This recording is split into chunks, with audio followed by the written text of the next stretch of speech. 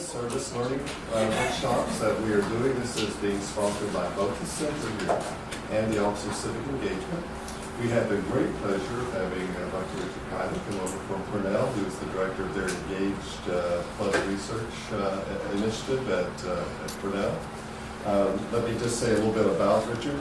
He serves as the director of their center there at Cornell. In 2002, he received his PhD from Cornell, and in 2005 was recognized nationally as a John Glenn Scholar in Service Learning for his longitudinal research that led to the development of a transformative service learning model. His research focuses primarily on institutional models that foster sustainable campus-community partnerships, as well as student learning and faculty development in engaged learning and research. And Dr. Belisa Gonzalez, of course, is our own faculty member, associate professor in the Department of Sociology, and a person very much engaged in service learning and in the Ithaca community. So we are pleased that today you're here. We hope you'll be able to come back to the other two workshops related to this, which will be kind of at the common hour. I don't now remember if we're there on Tuesday or Thursday, but coming up next month. And Belisa will be co-facilitating one of those, and Pat Spencer will be co-facilitating one of those. So this is, I think, an important initiative here at IC that I know many faculty members are already engaged, many more would like to be engaged. And so this is an interactive workshop. So you'll be asked to do things and even say things. And today the topic is learning outcomes and course design and service learning. I turn to our presenters. Thanks so much. I just want to mention a couple of my colleagues that are here. You don't have to be so far away, but maybe you could just introduce yourself really quickly. Hi, I'm Dr. Belisa Reamer. I just joined Engaged Learning and Research in the middle of August. I also got my PhD at Cornell. So my background is in participatory processes and interdisciplinary social science. I am Daniel Cohn. I also joined staff in mid-August. I have a background in public health and ethics, and I'm here helping to coordinate some programs and also assist Lisa with evaluation and research. I also want to take the opportunity to introduce Ms. Courtney Boyd. She is actually my community partner for the Urban Mentorship Initiative, and she was here, as she is every year, talking to the students who are mentors in the program last night, and actually yesterday afternoon and last night. And she, as we'll talk a little bit about, she and I go way back. So this is our 7th year doing the program, and actually she also knows Richard, so I sort of roped her into coming a little bit to keep me honest about the history of the program, but also to part of what we're going to talk about is the importance of community partners and relationship, and we've definitely forged a really important relationship, and we'll sort of talk a little bit about that. So I'm really happy she said yes to coming, because she's already she's here for less than 24 hours and is now engaged in her third activity here at Ithaca. So, thanks for coming on. I really appreciate it. We'll talk a little bit about that interesting background with our relationship with children. Since I've been working for it. 8 years. Program is 7 8. So, Belisa and I work together with Courtney to co-establish a service learning program that, fortunately, Courtney continued to work with Belisa to keep the program going after moved from Cornell over to Ithaca College. So we still continue to follow, which is really nice. So what we thought we'd do is, Wade mentioned we wanted this to be interactive, so I thought we would open it up and just go around the table, but and do a think, pair, share exercise. So everybody familiar with think, pair, share? It's a nice interactive exercise. You can do it with 200 students, and you can do it with 5 students. So just what we'd like to do is have a little bit of a common language. People have different perceptions of what service learning is and how we think about that. And I know here at the college, given that there's a new initiative around this, there's probably a lot of language being thrown around about what service learning is and how we do it, what the components of service learning are. I thought it would be nice to do a think, pair, share, so we can share our own ideas about what we think service learning is, learn a little bit about our approach and the backgrounds that we have and the disciplines. So if you could just take about 3 minutes, would be good enough, and on your own, just 3 minutes, write down which is kind of a brief definition of service learning. And then under that, what you think are sort of the key concepts or components that should go into pretty much any service learning course or program. So just a brief, really brief definition, and then what you think are sort of the key concepts or components of a service learning course or program. A lot of the workshop today will focus on those components, and it'll be helpful if you sort of surface what you think those are, so the learning outcomes for today will flow from that. Hopefully,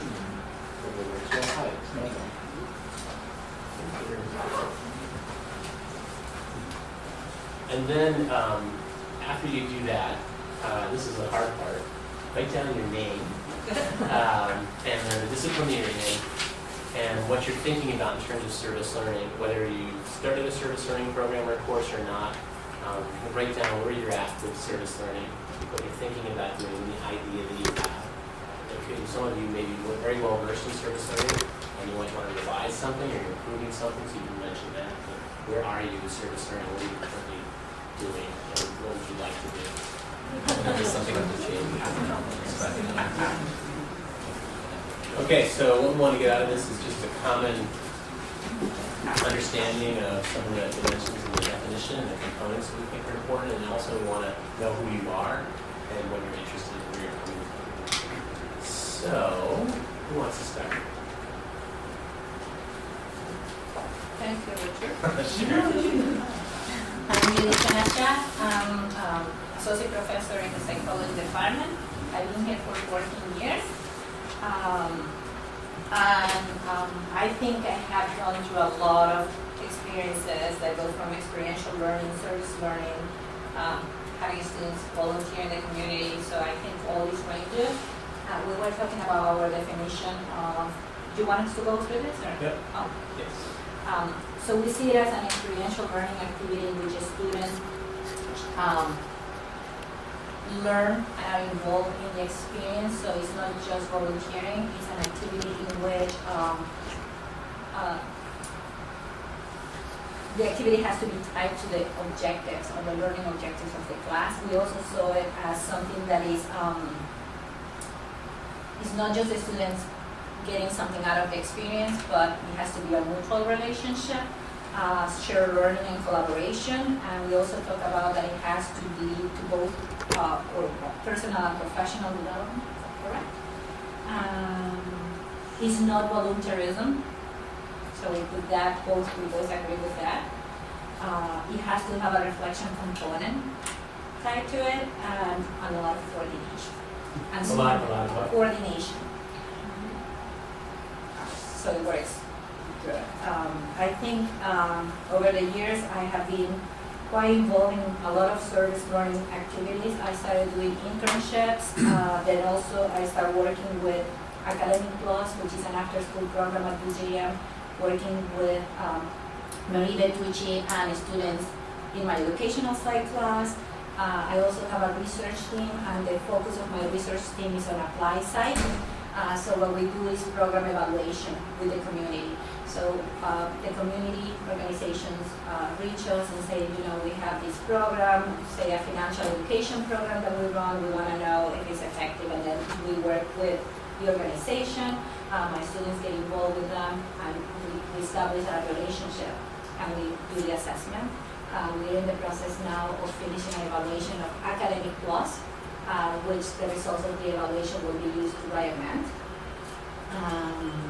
And currently for my Psych of Aging class, I'm doing a project called Intergenerational Learning Pairs, in which my students are paired with a senior adult, either from one of the independent living communities here, Longview, mostly Titus Tower, and then also people living independently. And they have to learn something from each other. So they're actually in the process of developing a contract in which they are kind of like setting what they want to learn from each other, or in some cases there's some people who are also involved in social justice activism, and they're going to engage in a project together. So they're going to develop something together, and at the end we're going to have a representation of, we're gonna have everyone here. Wow. You have And a at lot of the end- experience. And at the end of every semester, I say, I'm not gonna do this again. And then I forget. And then I do it again. Wonderful, thanks so much. So that's a lot of components. So we'll hold that in the air for a second and go to the next group. Talk. I don't know if I want to follow that. Well, we're all, everybody's always at Yeah. different levels. We all started at one point. So my name is Carrie Rose Arstuce. I'm in the Department of HPPE, and I just started in August, so I have actually no experience with service learning. That's why I'm here. But I would like to somehow incorporate. I teach mostly microbiology and disease pathology type courses, so I would like to somehow incorporate maybe something with Planned Parenthood or an HIV/AIDS clinic type thing eventually. And we were just talking about. She actually has the buzzwords. I don't know if you want to take over Yeah, that. they were mostly ones that Judith already mentioned, but in terms of reflection and it being mutually beneficial, requiring application of knowledge and content to experience. So I am Jessie Cohen-Filippic, also in psychology. Here, I'm starting my second year, and here at IC, I supervise internships in the community, so a different version of experiential learning. But before I got here, I taught 4 semesters of a lifespan developmental psychology service learning course, in which I placed 40 students at 10 different sites every semester, and I'm looking not to do that again. That was all coordination and not much time to do other things. So, and I have a couple of thoughts about courses I'd like to develop or work on, but I should probably talk to my chair here before I show those publicly. So. That's okay, yeah. Good idea. Great. Oops. You never know who your partner is. So Yes. It's a lot of stakeholders. Ideas are always good. I'm going to defer to the more experienced member of our team. Okay, so my name is Cornell. I'm a faculty member in School of Business. So a lot of, our definition is basically very similar to the one that Judith mentioned as an activity or a course that enables connection between course content and application and community in ways that are mutually beneficial. And a number of practically all the components that Judith mentioned. I think the one that,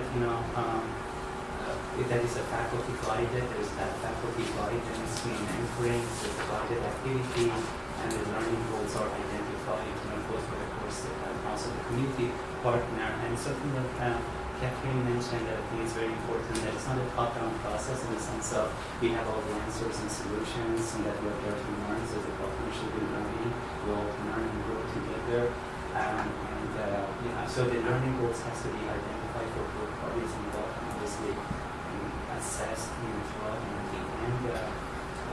In terms of my personal experience with it, Czech was an expert import, and throughout the course of years, I've had my students working with individuals or small businesses that do not have the resources to explore market opportunities for their products in foreign countries, and help them do that. And so at the time when I was doing that, I actually didn't know that there was a concept called service learning at Civic, but I felt with and I thought it helps our students apply the concept in course. Excellent.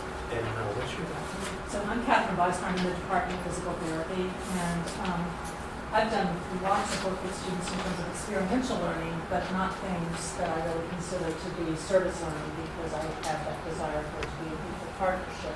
I work in the Center for Life Skills, which is an excellent experiential learning thing. The reason I'm here is because I'm very interested in community-based participatory research, and I really want to know, I think this will enrich that. I think there's such overlap between those, so I'm here to learn. That's really nice. I'm glad you brought that up. We have some fellow community-based participatory research folks here on the show. I know Lisa and I, when we knew each other back at Cornell, we were heavily involved in the reaction research center. So there's a really nice linkage there. At the time, there wasn't a linkage within that group, which was really interesting. We were tying it to pedagogy or coursework. So, and then you started doing that. So it's really interesting you're driving that way. We'll skip us. Corey, did you have anything? She told me not to ask you, but just, My name is James Rada. I'm an associate professor in the Department of Journalism here. Since I'm on the Ithaca College campus-wide service learning, we're a work group, we're not a committee, correct? Is that our definition? Your design and implementation. Ooh, okay. So what I decided to do was go a little bilingual here and not use the one that we've come up with for the program, but instead speak from my previous experience in DC, try to do this in fluent administratia. Okay, so it's one very long sentence with a lot of polysyllabic words that somehow tie together. And when I say vis-a-vis, everyone must take a drink. Okay? So mine is an externally based, community-centered engagement designed to bring about a mutually beneficial relationship vis-a-vis, both parties achieving a desired measurable outcome. And I did have a service learning type project when I was in DC with Duke Ellington School for the Arts. We got granted the Minorities Institute Driven Resistance Program. Unfortunately, it was my last year in DC, and when I moved up to here in summer 2011, we were not able to administrate it from up here, so the program kind of went into neutral. So thank you. Very pithy. That's one word to describe. Nice to punctuate it that way. Hi. Oh, sorry. So my name is Jessica Barris. I'm assistant professor of writing, and I've been here for a little bit over a year.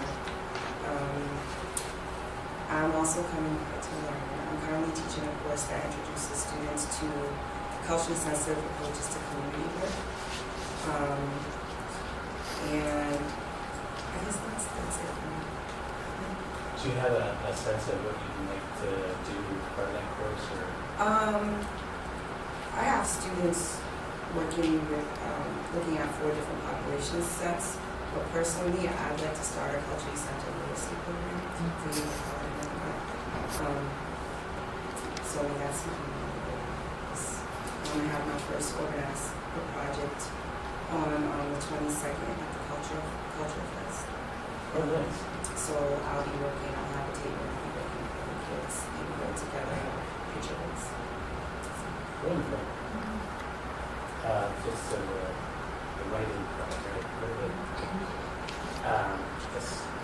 My name is Gonzalez. I'm actually a student and a reporter for the Ithaca, and I'm here to learn about service learning and see what the college's efforts are in terms of encouraging service learning to faculty.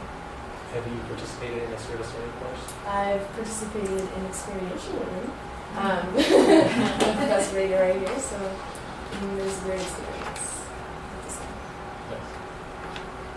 So I'm Carol James, and we're talking about this, and I think Judith has the best definition that we can work with, and we came up with some of the same vocabulary words about service learning and outcomes and how to structure a service learning experience. My interest in being here is to formalize really the kind of experiential learning and service learning that takes place in student media. I am the director of the Park Media Lab, and we run both the Park Productions, which is the media production company, and Transmedia Studio, which is a student media organization that all students can volunteer for. And for the last 15 years that I've been running Park Productions, we've been doing service learning projects in a sense. I mean, we partner with community organizations to do media outreach for, say, usually for educational purposes, sometimes for public relations. And those projects are, so we always have a partner in the community to do these projects. And they could be something like the Science Center, Museum of the Earth, those are purely educational outreach projects. Or often there are departments at Cornell. Right now we're working with the Department of Entomology and the Institute for Women's Science. And both those departments have projects that are, larger research projects that are funded by national grants like the National Institute of Health or New York State 4-H, and they're educational outreach and research, but our role in it is the media part, the media outreach part. So my students work on these projects and they get experience partnering with community organizations on goals for media outreach that those organizations have. And the students learn by participating in these projects something about media production, post-production, but also about how do you collaborate with a community organization? How do you meet with clients and partners? How do you define the goals? How do you then implement the project to achieve those goals? So we've been doing this for a long time in many different ways, in many different organizations. But the idea of formalizing the experience, so I can shape the experience better and guide the students, my students, toward a better experience for them, a better outcome for them, so that they can use whatever experiences they have in these projects to extend their career and their profile professionally. That would be I'm Megan Graham. I'm in the writing department, and I wrote here novice under my name because I'm a complete novice to service learning, except in the sense that I've experienced it as a student, but I have a deep interest in social justice activism, and I grew up in feminism, women's studies, gender studies, queer theory, and I've witnessed the sort of disastrous, often terrible miscommunications that can happen between the academic community and the larger community, especially in regards to things like LGBT activism. And so I'm really interested in doing finding a way to integrate those two approaches to social justice and to understanding feminism and LGBT issues for my students, because I think that if they can grow up in both communities as young academics, that they can come to maybe a less disastrous relationship with for example, between academic theorists and activists in the community. So I really want to find a way to integrate those things. I don't know what I'm doing, so I'm here to learn approaches. And as Carol said, I'm particularly interested in learning how to structure a course in terms of learning outcomes. Not just it's a good idea to integrate with the community, but what specifically are we trying to learn, and how do I structure a course towards a particular learning outcome? So I'm really interested in hearing what you all have to say. Wonderful. Is there anybody else that participated? Do you want to add anything, Dan, or Lisa, or anybody over there? I guess I might just add that I agree with a lot of what I've heard, and I think some people touched on this too. But my experience with this, which goes back, about 20 years or so, was also similar to Carol's. But I was pushing student groups out into the community to develop video programs for nonprofits doing training or sometimes community outreach, public relations type work. And one of the things I always often struggled with was trying to get a handle on what I guess I might call levels of engagement. That there are some low-level things that students may need to be prepared for before they're ready to jump into higher-level things. And any way we could help structure that is really helpful to the students and also to us as we prepare what activities we're putting students out to. Thank you. That's really important. Yes, Lisa. I guess the only thing that I might add is sometimes I think we use reflection as kind of a shorthand, and we don't unpack what the purpose of that is. And the way I see it, there's like three things that reflection gives opportunities to integrate, and one of it is the critical study, and the other is the purposeful experiential learning and relationship building in the community. But then the third piece is the internal coherence and values and integrity. So what's the purpose of reflection and other meaning-making kinds of activities is to integrate those three things. Yeah, and you're right. A lot of times we just throw the words out, but really unpacking with their greater meaning is really important. And reflection is a complicated endeavor.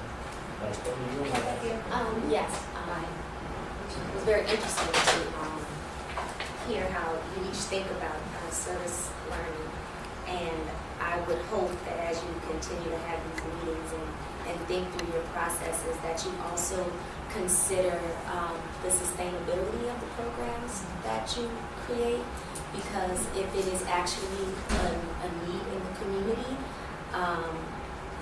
what happens at the end of your course, and what happens, at the end, when the experience is over for the student, where does that leave your community partner, and where does that leave the need for the community? So I don't know if it's a succession plan or what, but the next steps after, at the close of your course. Really nice point. It's incredibly important. And it's what it gets at your other levels. It's a nice connection to your levels of engagement. What happens before, during, after, and how long, what's the commitment. And just to specify that up front, perhaps in a curricular sequence is really important. Especially, yes, please. Oh, I'm sorry. At some point, I can address a few of those issues about institutional structure and how it assists in that succession and how institutionally we're putting together a foundation to be that bridge. So, but when you think it's the right time for me to go into an overall view of civic engagement, and it's good, let me know. Yeah. And I can fill those gaps in at that point. Hopefully that'll just be so apparent. We're just all looking over at you. I thought it was coming, but there may be similar things where we'll all be looking over at you. Restaurant resources, I'm just throwing that out there. Okay, so maybe we'll just do a summary, kind of what we heard, so we're kind of all on the same wavelength. So it sounded like, could you read your definition once more? Seriously? Slower this time. With the Yeah. Everyone ready to take a drink? Externally based community-centered engagement designed to bring about a mutually beneficial relationship vis-a-vis both parties achieving a desired measurable outcome. Okay, that's really interesting. I like the desired measurable outcome piece, but the measurable in particular is really important. Another definition that actually Anthony you shared with me that a group here, I don't even want to try to attempt to name that group again, but a group came up with, which is a fairly standard definition in the field. So for those of you that are new, I think it's really important because a number of institutions come to this definition and it has certain implications for how we view the learning practice of service learning. But service learning is a course-based, credit-bearing educational experience. So you mentioned external, but a lot of folks didn't necessarily mention credit-bearing. So that's a question to ask is, if you're doing an internship and it's not giving credit, can it still be service learning or a field experience or participatory action research experience? So it's important to kind of consider, there are different perspectives on that, but typically the traditional definition is a course-based credit-bearing experience, but I'm not saying that's the only way. It's a fairly typical and standard way to look at it, in which students participate in an organized service activity. So that gets to that coordination component. It addresses the community-identified needs. So Courtney mentioned the needs in the community. So how those are identified is a very complicated process, right? Just like reflection. That some of you alluded to that. Someone mentioned a learning contract that they developed. You mentioned a number of things that you expect students to understand in setting up the goals and the end product and the whole process of working with a client. So addressing community-identified needs, participatory action research is an interesting way to do that. And then critically reflects. The term critical is very interesting. We probably won't go into that today, but there is a difference between critical reflection and reflection.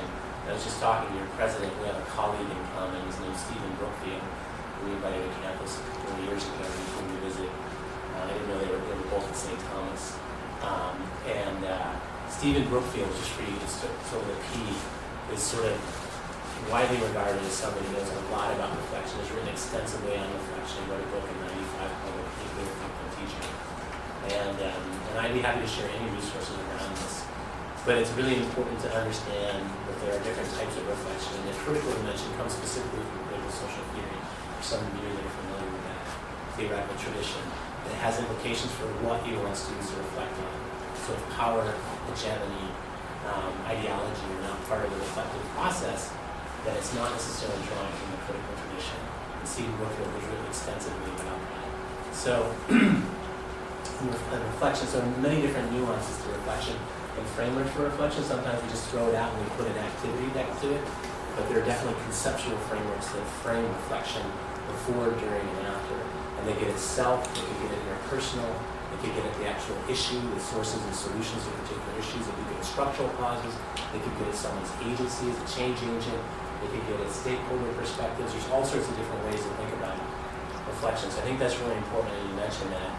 So it's a service learning activity that addresses community-identified needs and critically reflects on a service activity in such a way as to gain further understanding of the course content a broader appreciation of the discipline and an enhanced sense of civic responsibility. It's a very interesting definition. So we could spend a lot of time with that. That's a pretty standard definition. But I think it is really important as you start working in your disciplines or in a college or in the institution, how do you really think about what this kind of work encompasses. I, in particular, and I'll let Belisa share her definition as well, I look at service learning as an approach to four things. I look at it as an approach to pedagogy. It's a different kind of pedagogy, right? It's not just happening in the classroom. You're connecting it with a community, a shared problem, or a set of stakeholders outside the classroom. So that's one approach. It's a different kind of pedagogy. It's counter-normative to traditional classroom-based teaching and learning. And so it has these learning outcomes and different roles for the teacher and the student. We open up the syllabus to negotiation. It's very complicated. It's unpredictable. So it's an approach to pedagogy. Another thing that Anthony mentioned that a lot of people forget, most of the research on service learning and the writing is around the pedagogical approach. But the second component that I like to think about is the institutional. It's an approach to how institutions understand and work with the community. So it means that somehow institutional structures have to support that pedagogy. And anyone that's done this for years, you mentioned you've been doing it for 20 years. I think that's about how long I've been doing service learning, since '93. Before I knew what Singapore was, I didn't know it was a term or field. And so it's an approach. So once you start doing it long, you're like, wow, my class really is not impacting poverty too much. And it really hasn't solved something. It's not sustainable. I guess I'm going to take a job over here.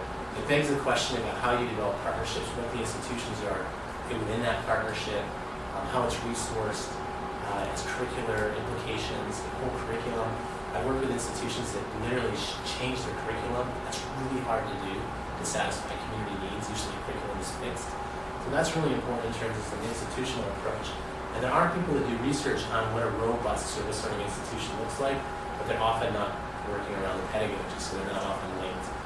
We have a speaker coming in a month or two, November 15th, Barbara Holland, who's done significant research on institutional approaches to service learning, and we're all welcome to attend that. November 15th. Yeah, she's wonderful. And I send the information to Wade. I mentioned it to Wade and Anthony earlier. The third approach is an approach to research, or what I like to just say is knowledge generation and application. That's in essence what higher ed is all about, right? So it's a different approach to knowledge making and how we think about knowledge. And particularly, it's very transformative for students when they start seeing knowledge very differently. It's not just coming from a textbook. So it has a sort of epistemological dimension. There are different ways of thinking about knowing and who knows and where knowledge comes from and how it's applied. And that whole process of generating knowledge and applying knowledge. And that's where the participatory action research or community-based research or other ways of talking about kind of a research approach. It begs the question about how we're doing research, who we're doing it with or for, and who's benefiting from that knowledge process, knowledge-making process. And then a number of people here mentioned application. And in essence, what we're trying to do is apply our learning, but also the knowledge that we're generating in meaningful ways. So it means the knowledge products are also different. So it may also be, it might not just be a professional journal article. Someone mentioned, I think you mentioned the grant proposal. That some of their work is maybe leading to a grant proposal. So that's a different way of thinking about how knowledge is used. And then it actually is a way to get resources. So that's a fantastic approach to generating knowledge and applying in meaningful ways. It's not just going here in an individual one. Then the last approach is to community development. And as you can imagine, the research approach is also not written about very much in the field. And again, they often don't talk the institutional things and the pedagogical things. And then the community development is a really, really difficult, problematic. How do you develop community? How do you develop communities? What does that look like? How can you develop capacity in a community or school or a partner organization or an individual? So that's really, really difficult and it takes a long time. It could be a lifelong endeavor. So that community development has implications for how we think about what it means to partner with communities and the impacts that we're looking for. So when you say measurable, what metrics are we using to measure community impact? And so that's really difficult as well. It's a challenging process. And there's very little written about community development approaches to service learning. So most of the research, most of the literature is around pedagogy, and the focus is often on reflection. And then there's a little more research around how do institutions foster the kind of pedagogy that we want to see in service learning. And then how do we think about our research, our own research agendas, and how do we match that with the courses that we're teaching? How do we get students to participate in that, possibly other stakeholders to participate in that, and then what do we do with it? So that's really powerful. And then as we're building a partnership with the community, how long? What's our commitment? How are we sharing resources? What are our roles and responsibilities? What is the sustainability piece, which is a huge question to ask. How are departments involved? Is this just an add-on that I do, and then if I leave, it stops? Do we have to have this embedded in our curriculum?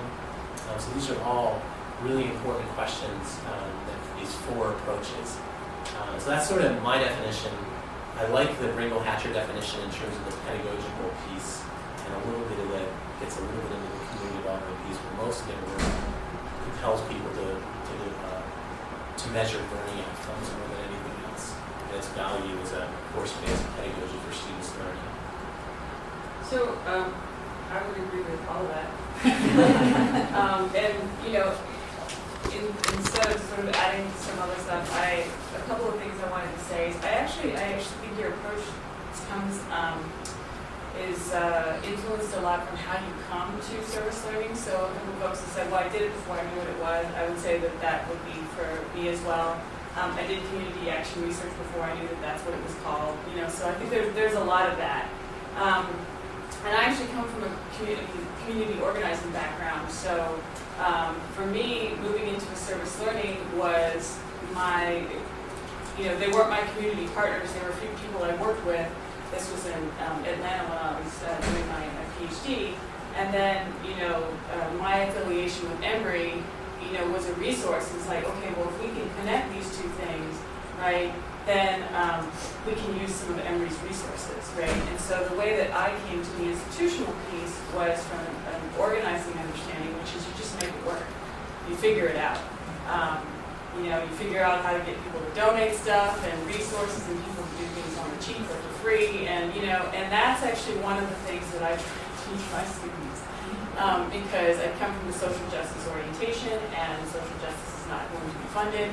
And so, and it's always a tricky subject because, we want to honor our community partner and not say that they're not worth, the lobster dinners and the legal rights here and there, whatever, but at the same time, that's not reality for our students. And if that's what I am teaching them that social justice is like, and they're going to go out in the real world and really sort of and fall and say, well, at Ithaca we had a $20,000 budget or whatever, which is so which gets into my next point, which is that that for me one of my learning outcomes is that I want my students to be able to apply what they think they know about inequality. And so a great example of this is something that Courtney does every year, which is to draw a map of Bed-Stuy, which is where her school is located.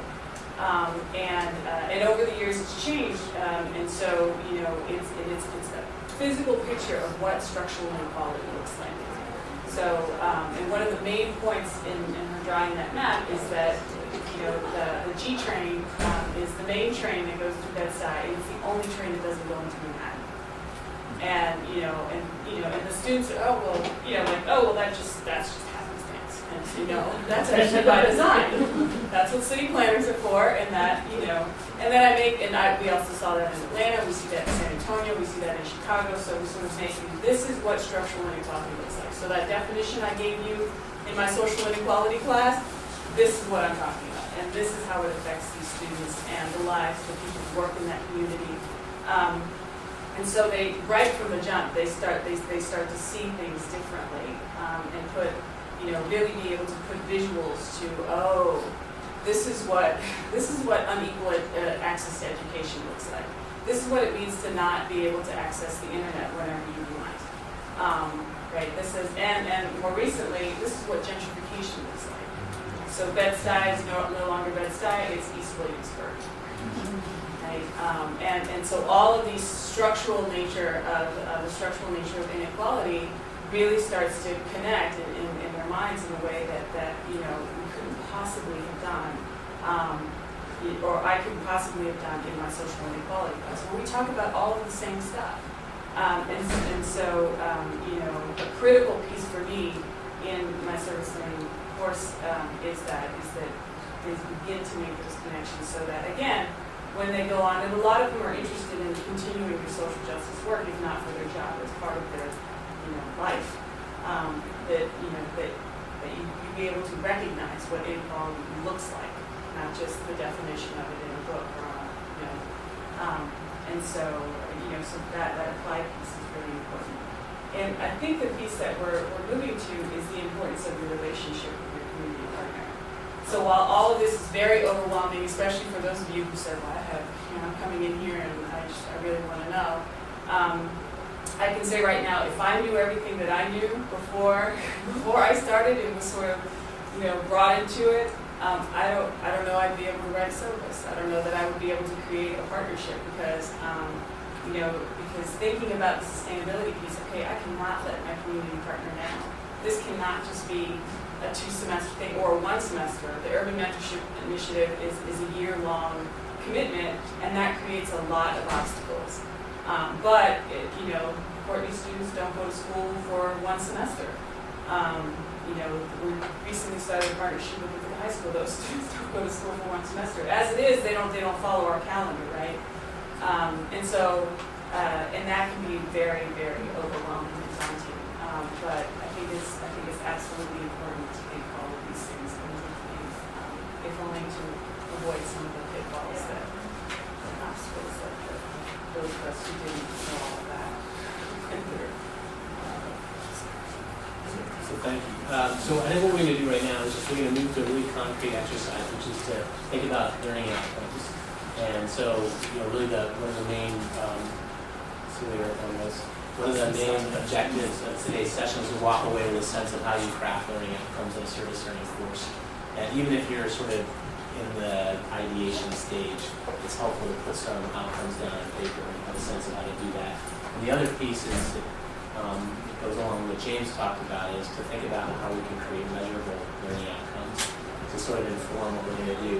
A number of you mentioned the importance of having learning outcomes for your students, but then also for your partners, and how you generate those. So I want to do an exercise where you can generate 3 to 4 learning outcomes, or 1, it's okay, but if you could put a learning outcome in there that you think, if you've been working with a community partner, that your community partner might come up with, that would be helpful just to see what that might look like. So if you have a sense of, or if you've done a previous service learning course and you had a learning outcome that was with your partner. So I'm just going to pass out a handout. Is everybody familiar with the whole learning outcome field and assessment of that? Have you come across that? I'm sure you have. I've just started because that's a co-curricular organization and department. We're starting to do the assessment process for the first time with all the student media and the parts of communication. So I've just started it, and I don't know all the language, but no problem. We definitely have some language, and I should say, and I think some people see it as a really painful exercise. I actually found it to be incredibly liberating. If you get away from the fact of where it might be coming from. Sometimes it comes from above, sometimes it comes from below, sometimes it comes from your own internal desire to see what learning really looks like and to try to measure it. So I would think of it just more in terms of really what is happening. What do we want students to think, feel, do at the end of participating in a particular course or program?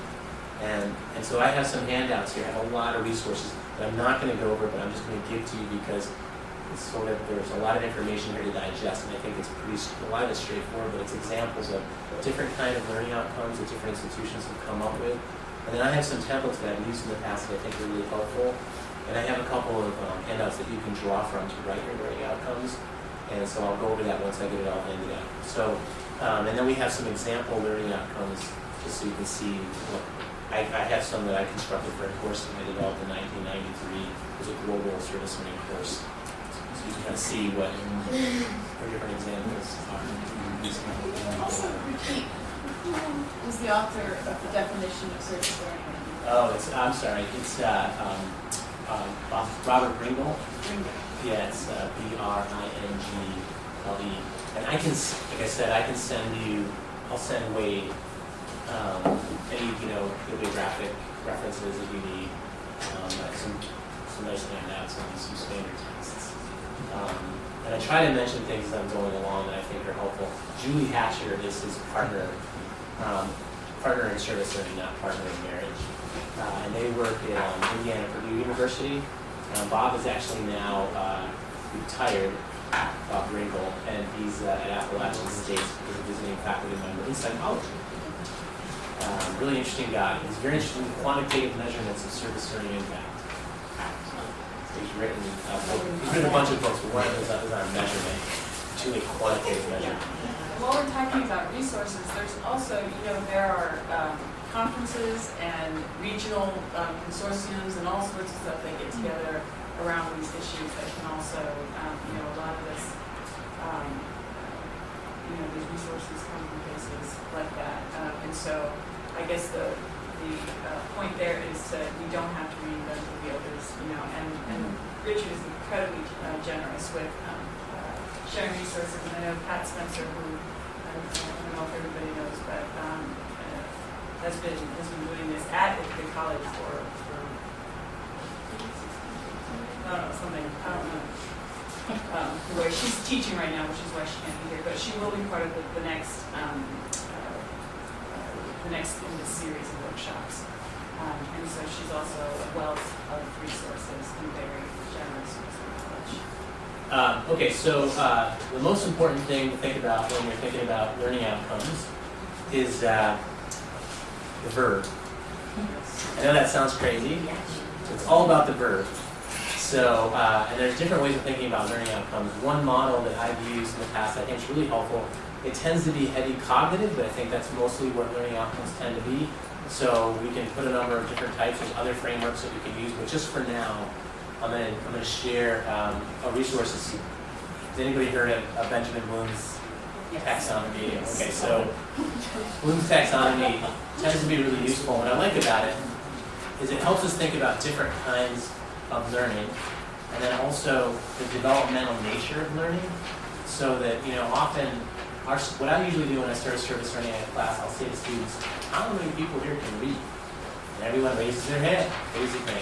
How many people here can write? And this is at Cornell, most people can write, right? And then I'll say, how many people can read something and write about it? And raise their hand. How many people have taken the SAT and done pretty well at that? What kind of learning is happening when you're doing that? Memorization, right? So it's all about knowledge and comprehension.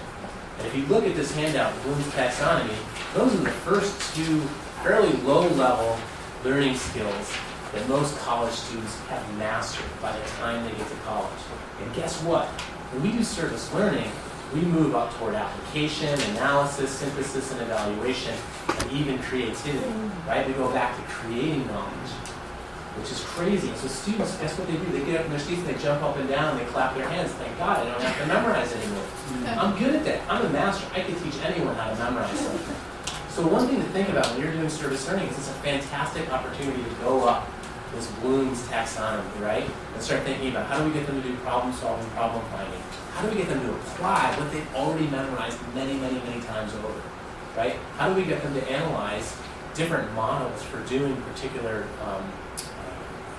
different approaches toward a particular problem, and then apply that and compare what works, right? How do they synthesize a lot of information, all the contextual factors that influence a particular problem?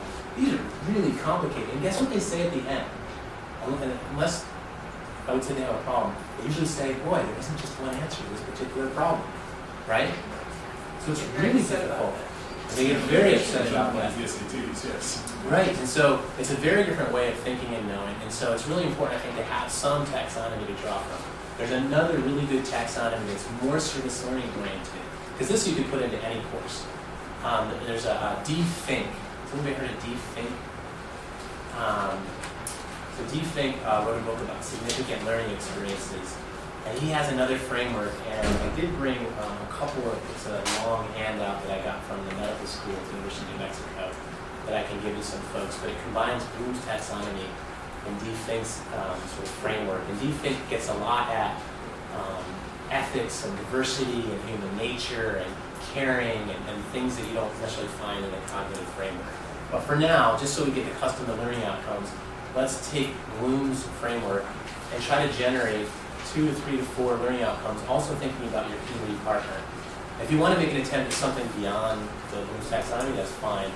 So if you look at the back of this handout, what's really nice about it is there are verbs connected with each kind of cognitive development that you want to look at. So in terms of knowledge, you would say something like, students should be able to describe the 3 approaches to my field in this particular area and how it impacts the stakeholders they're working with.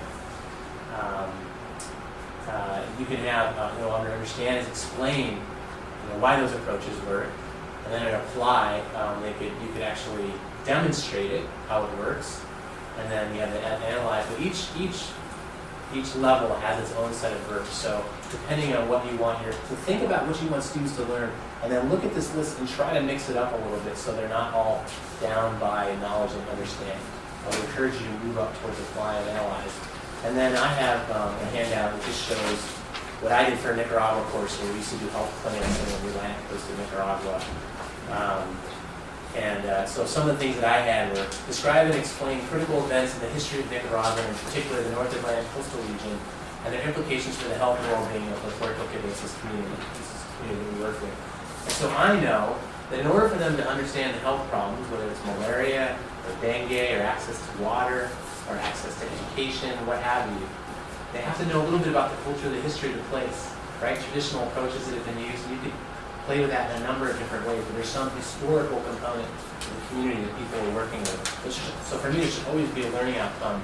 They should be able to describe the history of a particular place for a client or an organization, right? So if you do Carol, it would be really important for them to understand what that client represents, the purpose of the organization, what their mission is and their philosophy. Those are all historical elements.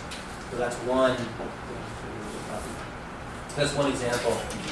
Another major goal of the course is to design a health plan. So that's a pretty serious learning outcome. And again, I'll draw from what Carol talked about. To design an actual plan with a client has a number of different processes. And I'm sure you have a bunch of frameworks that they have to learn for how to do that. I'm sure there's lots of different approaches for working with clients. Whether it's a business plan in Hormoz's case, or working with the elderly, there's always a different client relationship and there are different approaches for how to do that. So I want them to understand all the different pieces to designing a health plan. And they can assess that. We can observe it actually, how well they perform in a health plan. So there's lots of easy ways to assess that. Identify and communicate social, economic, political, cultural, historical, and other factors that influence health problems identified by the community. That's a pretty substantial amount of factors, but I want them to understand those factors. So take an attempt to write 2 or 3 learning outcomes, and then we'll share a couple to see how they look.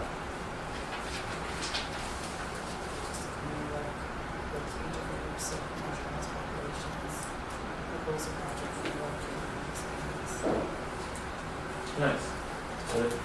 So that gets us one of the lower level learning outcomes, but then proposing a project is not an easy task, right? So it's a different type of learning outcome. What are the last 2? Employee culture, specific approaches, evaluate critique and address programs.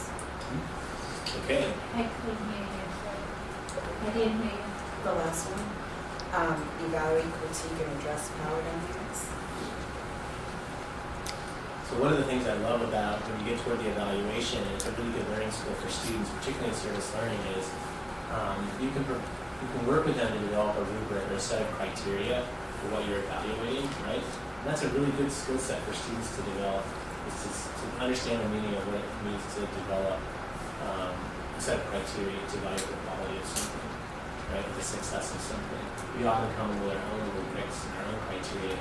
What I found in service learning is a really wonderful skills that they are sort of meta-aware of the criteria they're using or that you're using. And so when you ask them, how do you define quality, they can start listing criteria. And so again, that's the creation of their own sense of what constitutes success, which is a really nice learning outcome. It's much more difficult to do. But it's a nice lifelong learning skill as well to kind of think about what criteria you're using for a quality relationship, for a quality marriage, for a quality job, what have you. Really nice learning outcome. Okay, so drawing upon the program we did down in DC, which was our production students from Howard University interacting with high school students from the Duke Ellington School for the Arts based in Washington, D.C.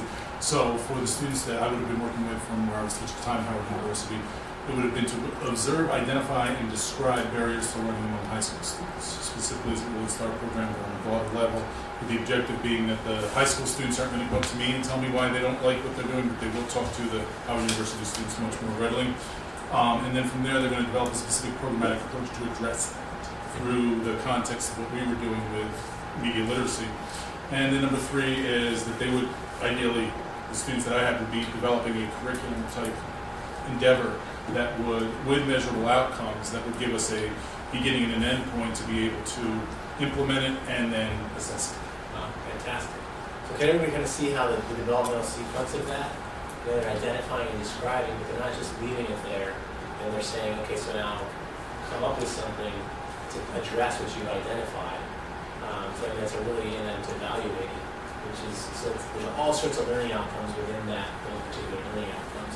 And it also means the preparation that we talked about earlier. One of the key components is that there is sort of a pre, during, and post work. A lot of times the post is missing, unfortunately, from a lot of service learning, meaning that the students are participating in an experience, they've been well prepared to engage in that experience, but then afterwards, what happens next? How do they integrate that learning? So they learn about the particular issue, they go and experience it, reflect on it, become really, in some ways, emotionally connected to it, a little more responsible to it. And then they go into their normal curriculum, and it's like, I want to do more about this. So it's really important to think about that pre-during and post as a key dimension. Go ahead, please. I just want to add something that it's oftentimes I've found in that, let's develop a rubric together, or let's develop, what we're going to do about this, that the students, their socialization really comes out. So the difference between what they think and what they actually think is really exposed, because those students who sort of rail against the system or the traditional ways of knowledge, the banking forms of knowledge, don't know what to do when you say, okay, so the syllabus is negotiable. What do you want to see? What do you want to read? What do you want to learn about? And it's just, that's a lot of work. I know. I put together syllabi all the time. Right? And some get excited, a lot get frustrated, and some think, oh, well, you're not doing your job. Right? Even though I tell them, it is much easier for me to hand you the syllabus, trust me, than to negotiate this. And so there's that, but especially with the rubrics, tell me how you want to be graded. And again, the folks who are most like, we should award creativity and, get out of some of these, very structured objective, are the first ones to suggest those objectives. Well, we need a length, like how many words is it, or how long is it? Is it PowerPoint? Those sorts of things.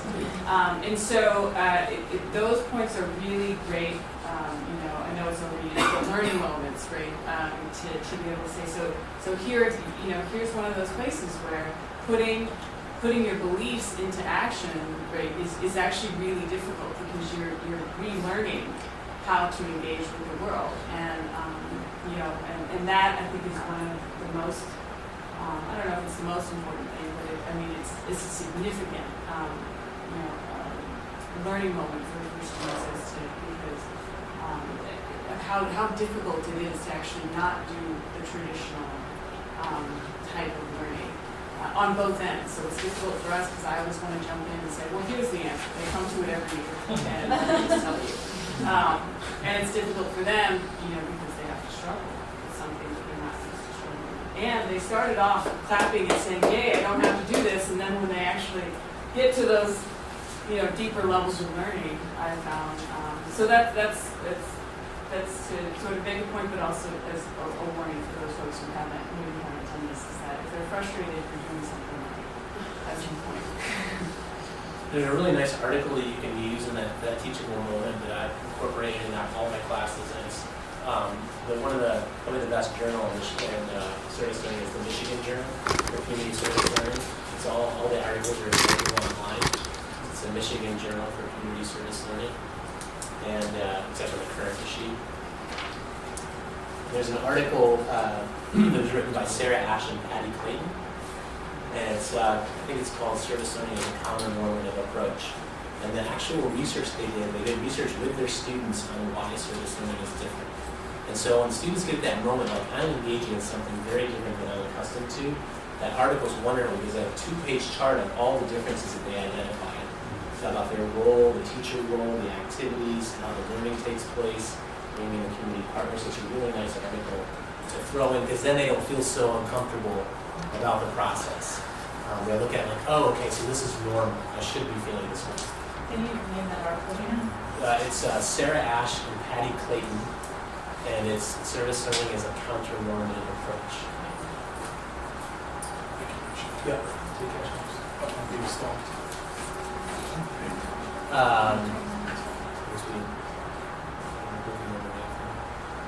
The institutional. So that's a really good article in the Michigan Journal and John was a good resource. So let's get a couple more learning outcomes. Anyone can share that. I have one I'd love help on. Okay. And it goes to that sort of piece. So again, I'm doing internship, so it's more of a professional service model, but I ask my sometimes very rigid psychology students to construct a creative project. And they resist and they freak out and they don't understand it and it's not what they're used to doing. So what I put was, construct and present a creative project, visual, written, audio, or multimedia that represents your internal experiences this semester at your internship. And it feels, I don't know, is that good? Yes, it is. I think that's a really nice learning outcome. I mean, what I always think of afterward is what's the activity, the instructional support to do that. You know, so that's that next column on the handout. You know, what are the things that you're doing to foster that? So it almost says, what would it be that would help them understand that maybe that's the piece I'm internal missing. piece? Yeah. So I'm asking them to do it, and I'm not maybe supporting them enough in figuring out how to do that when it's so uncomfortable to many of them. It is very uncomfortable. You know, I was mentioning Stephen Brookfield earlier.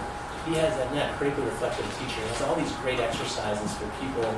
When you start engaging in critical reflection, which is that self-internal reflection for him, where you question the presuppositions behind your values and beliefs, so not just your values and beliefs, but what's behind them, that's sort of getting outside your fishbowl. Often that happens when people go abroad because they see themselves differently or they see a culture differently. When you start doing that, it's really complicated.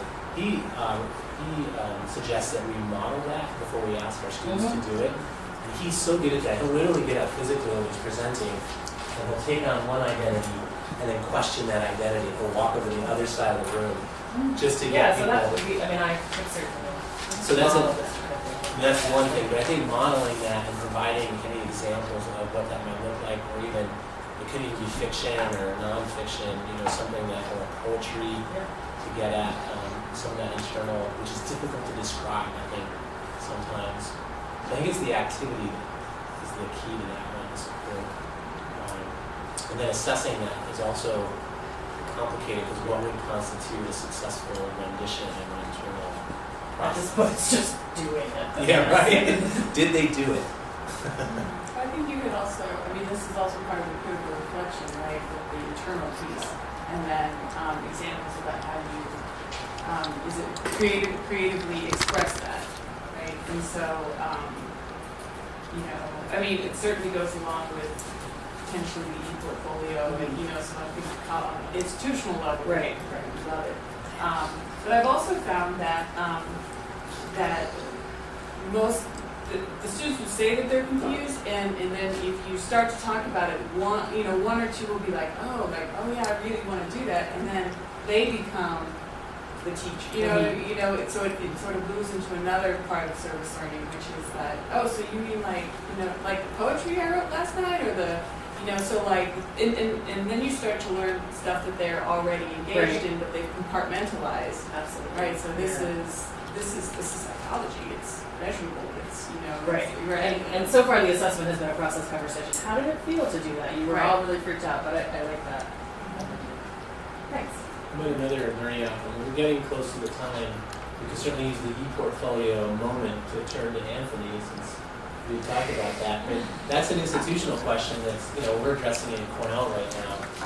The e-portfolios are like the gold standard of assessment, and particularly getting some of that internal way the students process and experience So I don't know if there's a thinking around how the institution might support something like an e-portfolio, because one of the goals is to measure students' learning over time, and some of these experiences and how they influence that learning. E-portfolio. First of all, I do want to really quickly, and certainly again, earlier to say hello, to say thank you all for joining us.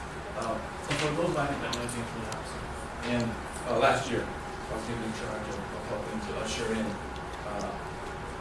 the culture of civic engagement, specifically the development of Office of Civic Engagement. And as you know, as you frankly don't know, there's been significant work with e-portfolios as it relates to the curriculum. And our efforts are to also incorporate faculty or teachers to be able to utilize those efforts that are being done institutionalized to be able to have our students reflect their service learning experience within that effort.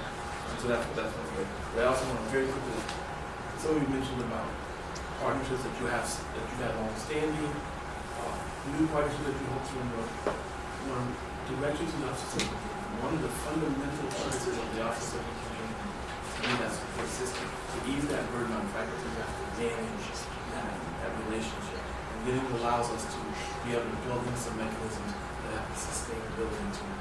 Okay?